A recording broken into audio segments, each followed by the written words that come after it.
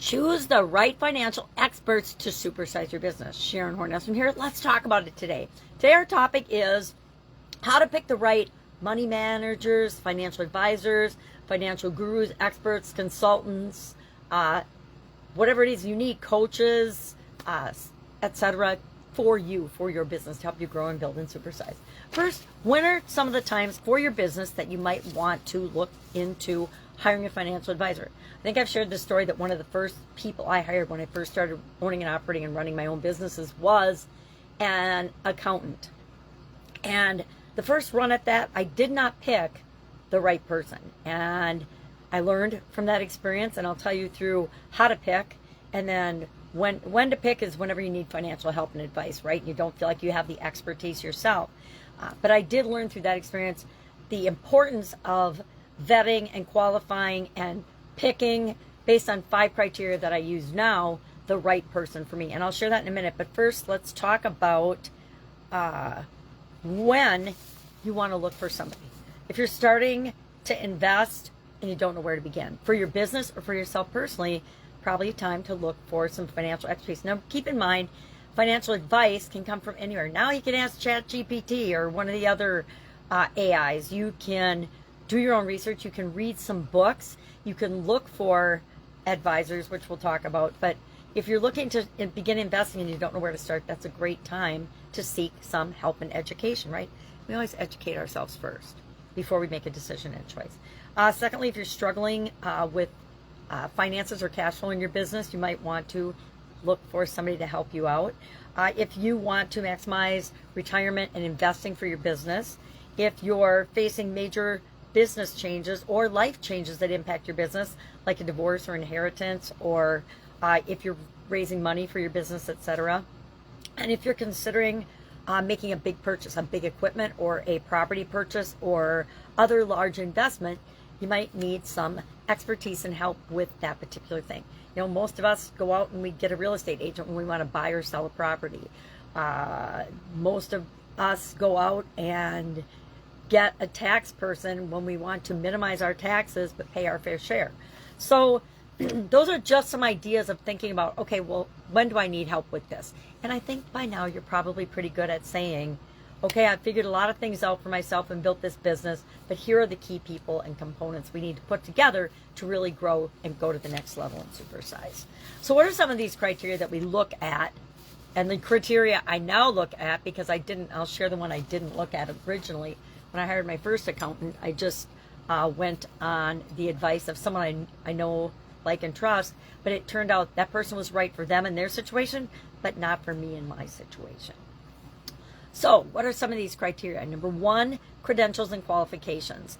You need to find somebody who is truly trained and knows what they're doing and talking about with respect to, especially things with accounting and tax experts and tax planning, all things that impact our finances. We need to make sure that we're finding a person that really knows what they're talking about and know what they're doing. So between number 1 and number 2, 1 is check out their credentials and qualifications. 2 is to verify their experience and their track record. The statistics, for example, on personal or on financial advisors and how much money they actually make and how successful they are versus what they're selling to people, because they're usually selling one company's products or services solely because they're contractually required to do that. And I didn't really understand that or know that until my nephew went into the field, and I'm like, well, this is just horrific, because the vast majority, I think it's some like high 80s or 90 some percent of financial advisors are broke. They don't have retirement plans or things that they're trying to sell you. They don't have a successful financial track record. So it's really imperative that, just like if you were hiring an employee for your business, you do your homework, you do your research, you look into them, you look for their track record, you verify their credentials, you verify their qualifications, and talk to a couple of people that they've worked with. I mean, it only takes about 5 minutes to ring somebody up, call them or text them and say, hey, I'm just looking for some feedback and some information on this person. What'd you like best about them? Or what's some area that you clashed? You know, get your questions answered. Thirdly, we're going to look for somebody with an area of specialization that's consistent with what our goal or objective is. Before we do any of this, we need to know what our goal is financially and what we're looking for in seeking out a coach or an advisor or a money manager or a CFO, whatever it is for our company. Then we're going to consider fourth, their communication style, which is really important. I had my first accountant always talked down to me. Now, I don't know if it was because I was a woman, this was a long time ago, or what, but made me feel really, really stupid whenever I asked a question. And do you really want to work with somebody that makes you feel stupid and ignorant every time you ask a question about the area that they're an expert at, and you just want an answer to your question because you're not an expert at it? It's why you hire them. So communication style. Can you ask questions, and can they translate it and explain it in a way that you understand? That's critical when choosing a coach in any area or aspect of our life, or especially a financial expert or advisor. And then finally, personal compatibility. Now you might think, well, it doesn't have to be personally with me for my business because I'm not going to be the person that interacts with this person. But I'll tell you what, yes, you are.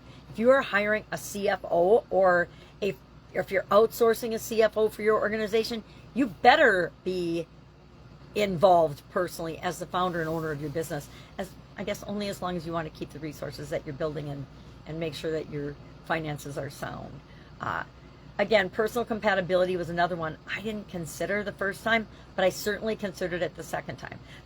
When I hired my next accountant, who I had for 30 years, I think it's going on 30 years now, I put them through the rigorous type of interviewing and process like I experienced when I was getting jobs in corporate America.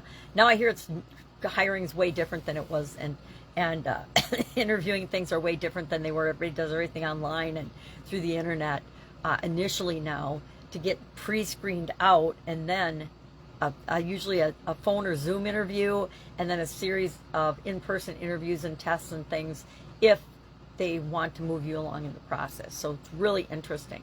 It's interesting watching my college age nephews and nieces go through this process because it's so different than it was when I was in corporate America.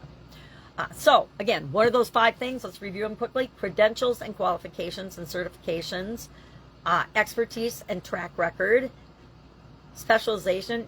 Do they have the expertise and the specialization and expert knowledge in the area that you need help in? And communication style and personal compatibility. Do they understand your goals and vision for what it is you're trying to create? And do you have common core values and things? Because it's really important. And are they going to honor what it is that you want and how you want things done? So that's our topic today. I would love if you would share in the comments below just a lesson learned or something you're grateful for from a financial expert that you have been involved with. Maybe you just read somebody's awesome book and you want to recommend it to the rest of us in the comments below. But let's share the wisdom today and help one another out, especially in an area that can sometimes be tricky. All right, have an awesome day. If I can help you in any way, ask. Otherwise, be with you tomorrow.